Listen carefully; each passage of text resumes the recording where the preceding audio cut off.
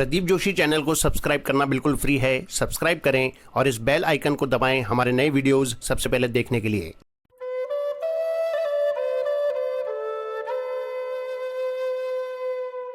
स्वामी राम सुखदास जी महाराज को शत शत नमन। आज का विषय है अनिर्वचनीय प्रेम।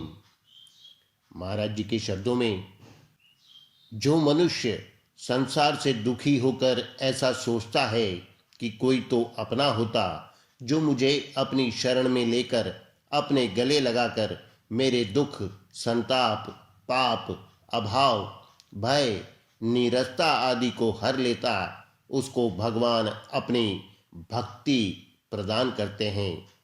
परंतु जो मनुष्य केवल संसार के दुखों से मुक्त होना चाहता है, पराधीनता से छूटकर स्वाधीन होना चाहता है, उसको भगवान मुक्ति प्रदान करते हैं। मुक्त होने पर वह स्व में स्थित हो जाता है। सम दुख सुख स्वस्थः। स्व में स्थित होने पर स्वपना अर्थात व्यक्तित्व का सूक्ष्म अहंकार रह जाता है, जिसके कारण उसको अखंड आनंद का अनुभव होता है। जीव परमात्मा का अंश है। अंश का अंशी की तरफ स्वतः आकर्षण होता है।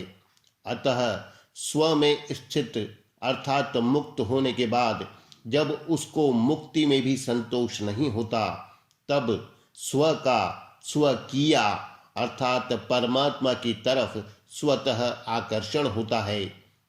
कारण कि मुक्त होने पर जीव के दुखों का अंत और जिज्ञासा की पूर्ति तो हो जाती है, पर प्रेम पिपासा शांत नहीं होती। तात्पर्य है कि प्रेम की जागृति के बिना स्वयं की भूख का अत्यंत अभाव नहीं होता। स्वकीय की तरफ आकर्षण होने से अर्थात प्रेम जागृत होने से अखंड आनंद अनंत आनंद में बदल जाता है और व्यक्तित्व का सर्वथा नाश हो जाता है। मुक्त होने से पहले जीव और भगवान में जो भेद होता है वह बंधन में डालने वाला होता है, पर मुक्त होने के बाद जीव अर्थात प्रेमी और भगवान अर्थात प्रेमास्पद में जो प्रेम के लिए स्वीकृत भेद होता है वह अनंत आनंद देने वाला होता है। द्वैतम मोहाय बोधात् प्राग्जाते बोधे मनीषया भक्त्यर्थम कल्पितम द्वैतम द्वैतादपि सुंदरम। बोध से पहले का द्वैत मोह में डाल सकता है, पर बोध हो जाने पर भक्ति के कल्पित अर्थात स्वीकृत द्वैत अद्वैत से भी अधिक सुंदर होता है। कारण कि बोध से पहले का भेद अहम के कारण होता है और बोध के बाद का अर्थात प्रेम की वृद्धि के लिए होने वाला भेद अहम का नाश होने पर होता है। जैसे इस संसार में किसी वस्तु का ज्ञान होने पर ज्ञान बढ़ता नहीं परंतु अज्ञान मिट जाता है, ऐसे ही ज्ञान मार्ग में स्वरूप का ज्ञान होने पर अज्ञान को मिटाकर ज्ञान खुद भी शांत हो जाता है और स्वस्वरूप स्वतः ज्यों का त्यों रह जाता है। इसलिए ज्ञान मार्ग में अखंड शांत एक रस आनंद मिलता है। परंतु जैसे संसार में किसी वस्तु में आसक्ति होने पर फिर आसक्ति बढ़ती ही रहती है, जिमी प्रतिलाभ लोभ अधिकाई, ऐसे ही भक्ति मार्ग में भगवान में प्रेम होने पर वह प्रेम बढ़ता ही रहता है। इसलिए भक्ति मार्ग में अनंत प्रतिक्षण वर्धमान आनंद मिलता है। तात्पर्य यह हुआ कि आकर्षण में जो आनंद है वह ज्ञान में नहीं है। सांसारिक वस्तु का ज्ञान तो बांधता है, पर स्वरूप का ज्ञान मुक्त करता है। इसी तरह सांसारिक वस्तु का आकर्षण तो अपार दुख देता है, पर भगवान का आकर्षण अनंत आनंद देता है। अनंत रस को प्रवाहित करने वाली प्रेम रूपी नदी के दो तट हैं, नित्य मिलन और नित्य विरह। नित्य मिलन से प्रेम में चेतना आती है, विशेष विलक्षणता आती है, प्रेम का उछाल आता है, और नित्य विरह से प्रेम प्रतिक्षण वर्धमान होता है, अर्थात अपने में प्रेम की कमी मालूम देने पर प्रेम और बढ़े यह उत्कंठा होती है। अरब रात मिली बे को निशिदिन, मिलई रहत मनु कबहू मिलई ना।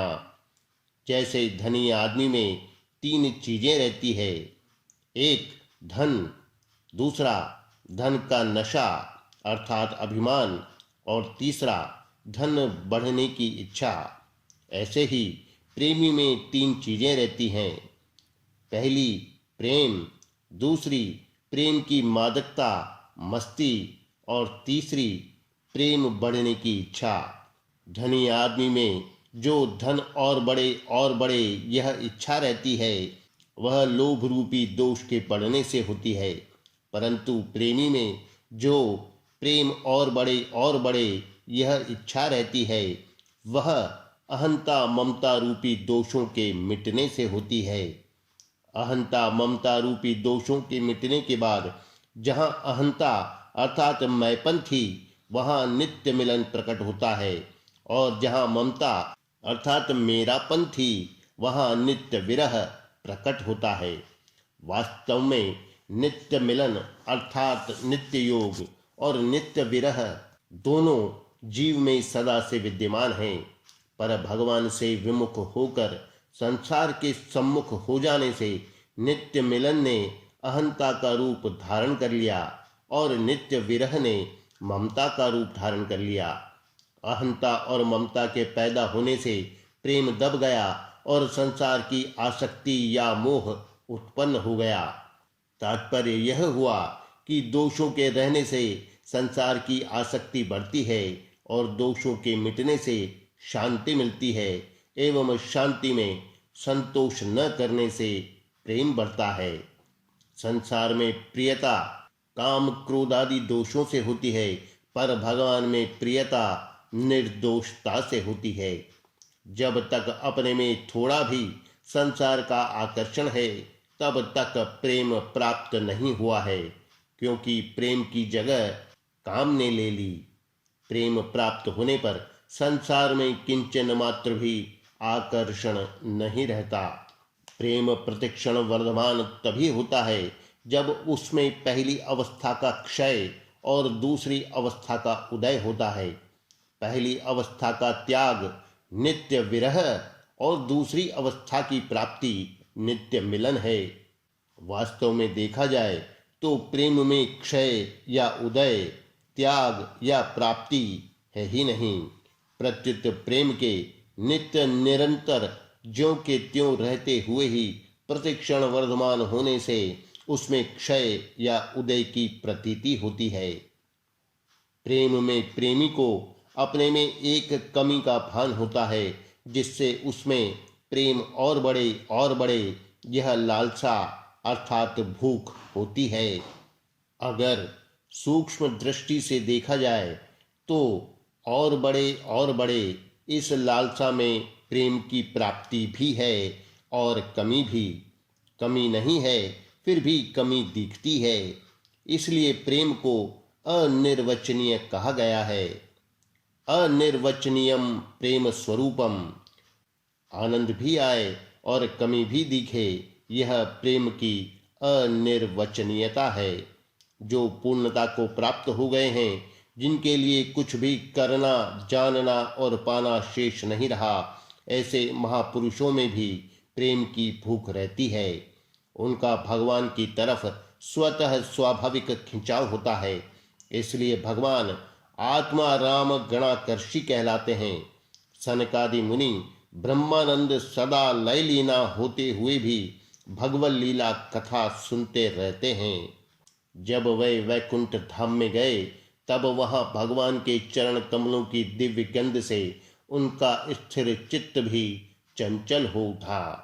प्रणाम करने पर उन कमल नेत्र भगवान के चरण कमल के पराग से मिली हुई तुलसी मंजरी की वायु ने उनके नासिका छिद्रों में प्रवेश करके उन अक्षर परमात्मा में नित्य स्थित रहने वाले ज्ञानी महात्माओं के भी चित्त और शरीर को शुद्ध कर दिया।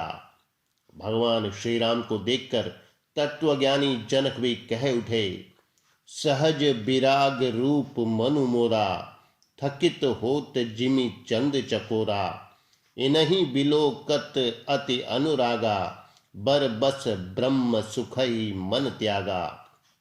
सर्वथा पूर्ण होते हुए भी भगवान शंकर के मन में भगवत लीला सुनाने की लालसा होती है और जगत जननी पार्वती के मन में सुनने की लालसा होती है। भगवान शंकर कैलाश को छोड़कर यशोदा जी के पास आते हैं और प्रार्थना करते हैं कि मैया एक बार अपने लाला का मुख तो दिखा दे। जब वे सती जी के साथ कैलाश जा रहे थे तब भी मार्ग में भगवान श्री राम का दर्शन करके उनकी विचित्र दशा हो गई। सती सो दशा शंभु कै देखी, उर उपजा संदेहु विशेषी, शंकरु जगत बंद्य जगदीसा, सुर नर मुनि सब नावत सीसा, तिन नृप सुतहि कीन्ह पर नामा, कही सच्चिदानंद पर धामा, भय मगन छबि ताचु बिलोकी, अजहु प्रीति उर रहती न रोकी। इस प्रकार सनकादि जनक भगवान शंकर आदि सभी का स्वाभाविक ही भगवान की तरफ खिंचाव होता है। इस खिंचाव का नाम ही प्रेम है। श्रीमद् भागवत में आया है, आत्मा रामश्च मुनियो निर्ग्रंथा अप्युरुक्रमे, कुर्वन्त हेतु किम भक्ति मिथ्यम भूत गुणो हरिह। ज्ञान के द्वारा जिनकी चिज्जड़ ग्रंथि कट गई है, ऐसे आत्माराम मुनिगण भी भगवान की निष्काम भक्ति क्या करते हैं, क्योंकि भगवान के गुण ही ऐसे हैं कि वे प्राणियों को अपनी ओर खींच लेते हैं। कोई कमी भी न हो और प्रेम की भूख भी हो, यह प्रेम की अनिर्वचनीयता है। सत्संग में लगे हुए साधकों का यह अनुभव भी है कि प्रतिदिन सत्संग सुनते हुए, भगवान की लीलाएं सुनते हुए, भजन कीर्तन करते और सुनते हुए भी न तो उनसे तृप्ति होती है और न उनको छोड़ने का मन ही करता है। उनमें प्रतिदिन नया नया रस मिलता है, जिसमें भूतकाल का रस फीका दिखता है और वर्तमान का रस विलक्षण दिखता है। रामचरित जे सुनत अघाही, रस विशेष जाना तिन नाही, जीवन मुक्त महामुनि जेऊ, हरि गुण सुनहि निरंतर तेऊ। इस प्रकार प्रेम में पूर्णता भी है और अभाव भी है। यह प्रेम की अनिर्वचनीयता है। ज्ञान में तो स्वरूप में स्थिति होती है, जिससे ज्ञानी को संतोष हो जाता है। आत्मन्येव च संतुष्टः, परंतु प्रेम में न स्थिति होती है और न संतोष होता है, प्रत्युत नित्य निरंतर वृद्धि होती रहती है। वास्तव में प्रेम का निर्वचन अर्थात वर्णन किया ही नहीं जा सकता। अगर उसका निर्वचन कर दें तो फिर वह अनिर्वचनीय कैसे रहेगा। डूबे सो बोले नहीं, बोले सो अनजान, गहरो प्रेम समुद्र को डूबे चतुर सुजान। भगवान के ही समग्र रूप का एक अंश अर्थात ऐश्वर्य ब्रह्म है। ते ब्रह्म तद्विदुः, ब्रह्मणो ही प्रतिष्ठा हम। समग्र रूप अर्थात समग्रम विशेषण है और भगवान अर्थात माम विशेष्य है। असंशयम समग्रम माम यथा ज्ञास्यसि त्रच्छृणु। इसी तरह भगवान ने अधियज्ञ अर्थात अंतर्यामी को भी अपना स्वरूप बताया है। अधियज्ञो हमें वात्र देहे, अतः ब्रह्म विशेषण है और अंतर्यामी भगवान विशेष्य हैं। इसलिए ज्ञानी का संबंध विशेषण के साथ होता है और भक्त का संबंध विशेष्य के साथ होता है। दूसरे शब्दों में ज्ञानी का संबंध ऐश्वर्य के साथ होता है और भक्त का संबंध ऐश्वर्यवान के साथ होता है। ज्ञानी की तो ब्रह्म से तात्विक एकता होती है, पर भक्त की भगवान के साथ आत्मीय एकता होती है। इसलिए भगवान कहते हैं, ज्ञानी त्वात्मैव मे मतम, ज्ञानी तो मेरी आत्मा ही है, ऐसा मेरा मत है। यहाँ ज्ञानी शब्द तत्वज्ञानी के लिए नहीं आया है, प्रत्युत सब कुछ भगवान ही हैं। इसका अनुभव करने वाले ज्ञानी अर्थात शरणागत भक्त के लिए आया है।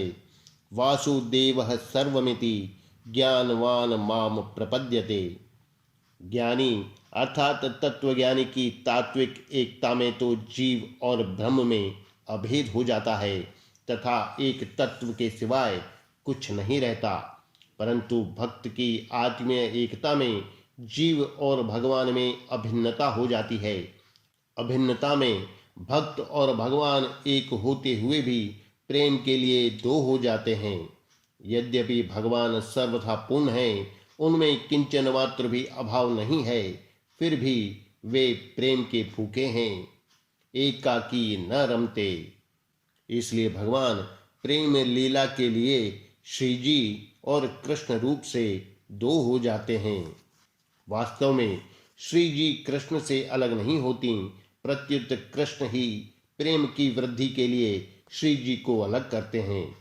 तात्पर्य है कि प्रेम की प्राप्ति होने पर भक्त भगवान से अलग नहीं होता, प्रत्युत भगवान ही प्रतिक्षण वर्धमान प्रेम के लिए भक्त को अलग करते हैं। इसलिए प्रेम प्राप्त होने पर भक्त और भगवान दोनों में कोई छोटा बड़ा नहीं होता, दोनों ही एक दूसरे के भक्त और दोनों ही एक दूसरे के इष्ट होते हैं। तत्वज्ञान से पहले का भेद अर्थात द्वैत तो अज्ञान से होता है, पर तत्वज्ञान के बाद का अर्थात प्रेम का भेद भगवान की इच्छा से होता है।